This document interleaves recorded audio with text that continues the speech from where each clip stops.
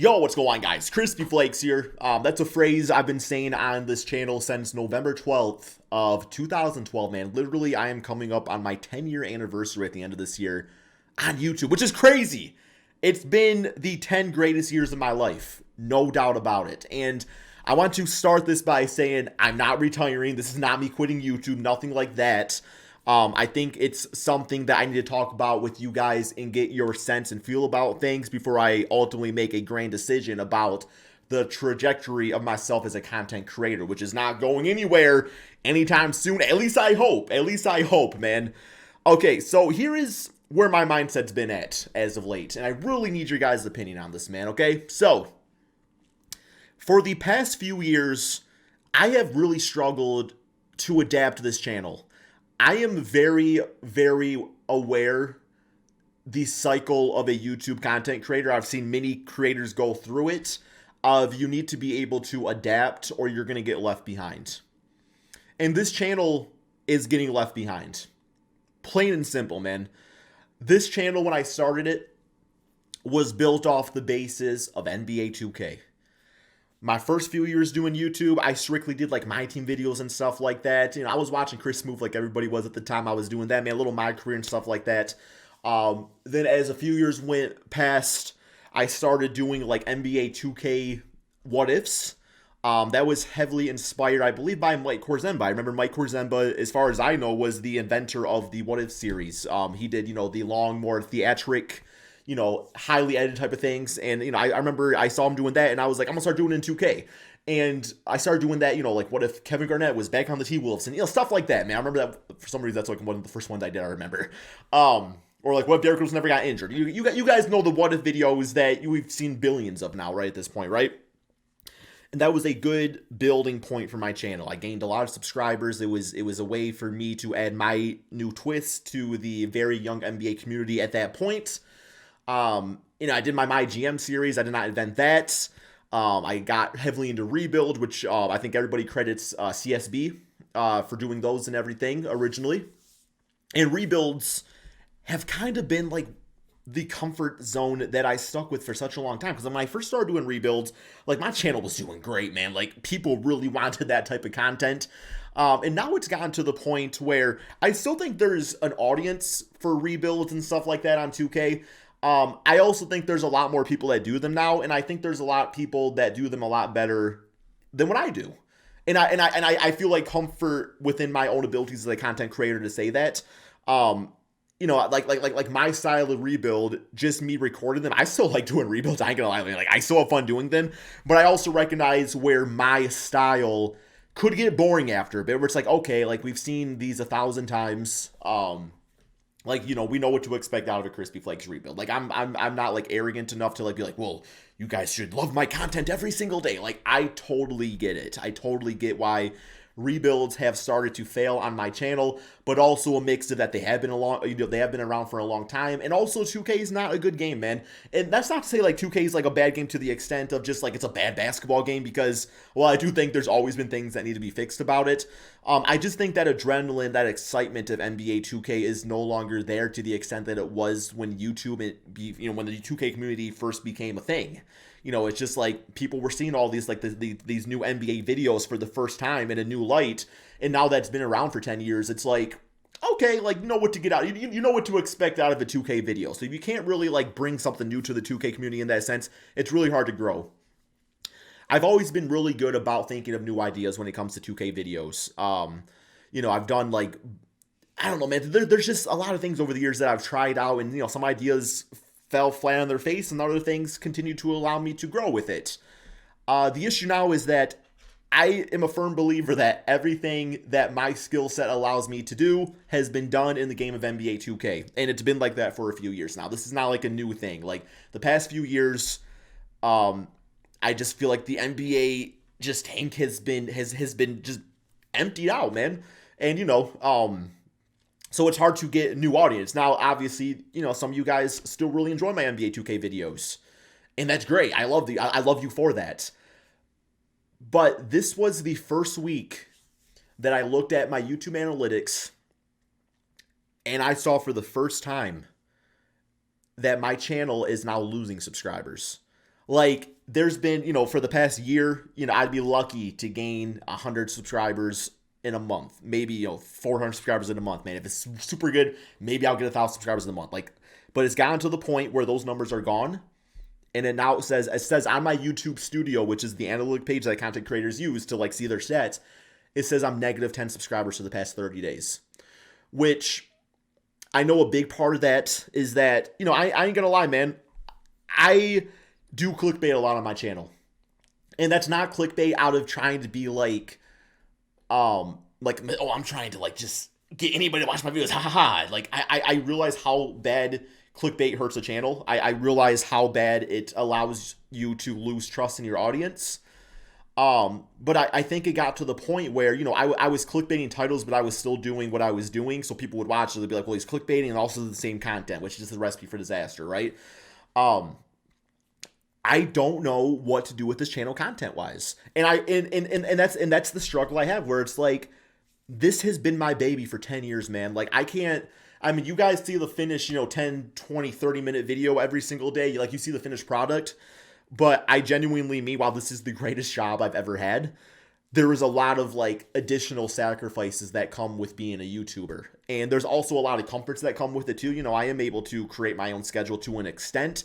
Now, with that being said, I still feel like, I put a lot more pressure on myself to create content and like do my job, as opposed to when I work like a 9 to 5. Like yes, having to work a 9 to 5, having to be somewhere that you probably don't really want to be at all too much for 40 hours a week every single day. That's not fun. I've been there, done that. I've worked some not fun jobs. And this is like the first time, for the past, I've been doing YouTube full time for about 5 years now. Been doing it in total for 10 years now. Actually longer than that, beyond Crispy Flakes. But yeah, so I don't know what to do with this channel. I don't know what to do with this channel. And it's gotten to the point where I've tried to I've been putting this channel on life support, where I'm starting to like neglect other issues or other areas of strengths for mine, man. My second channel, Extra Crispy, that's been the main channel for about 3 years now. Let's be honest, man. That's been the main channel. That's the one that a lot of you guys really do enjoy watching.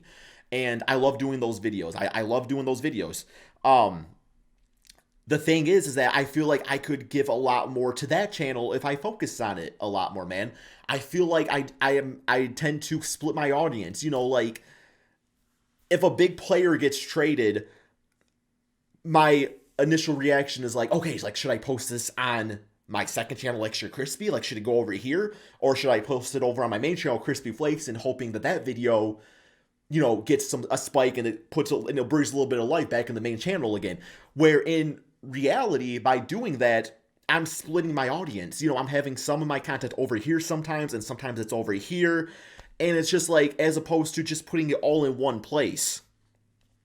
And really, like the stupid choice, I think, would be like, well, let's just put all the Extra Crispy content over on Crispy Flakes, where I'm just like, well, Extra Crispy is doing well for the most part, man. Even that channel has kind of slipped up a little bit, but I think it's because I've put so much like focus on in dead weight, which has been the main channel, Crispy Flakes. So it's like, I still want to keep the reaction stuff over there, because that's where that audience for that's at, as opposed to like shifting everybody over here. That seems like a big headache. I know my strengths as a content creator. I realize that like I don't have the highest knowledge base when it comes to basketball. Like I'm very much so I love basketball. I'm passionate about it. I have maybe an above average of like your casual fan and everything like that. But as far as like, spitting off like statistics from like 10 years ago and remembering something, I got a bitch ass memory as is. It's like, I very much can have any discussion about basketball in the moment if there's a topic given to me. But I've never had a good memory. I've never had a good memory, man. Like, I just haven't. So, I feel like even when I do videos just like this, like a basic basketball discussion, those don't really do well either, because there's people out there that do that better than me, and I fully recognize that.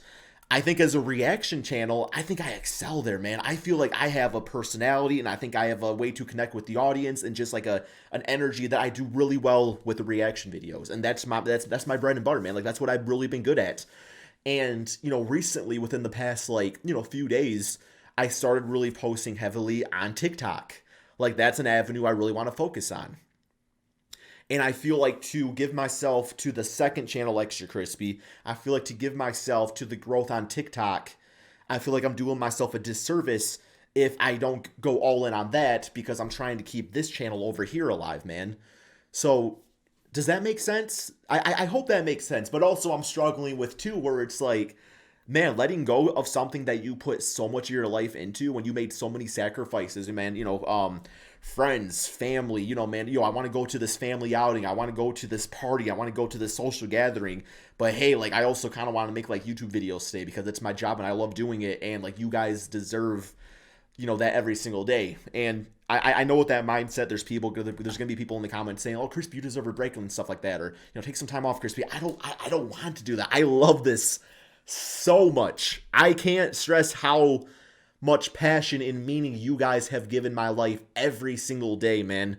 And I will say, there's times where I have really bad anxiety and just like fears of, if and when this is done, like, I don't know who I am, man. Like, this has been such an identity to me, and it's like I've had such an honor and a privilege to be able to reach my dream at such a young age. Like, some people, they go into the workforce and they're like, all right, I'm going to work really hard. So, when I'm in my 50s, I'm going to get that top executive job at this company that I really like.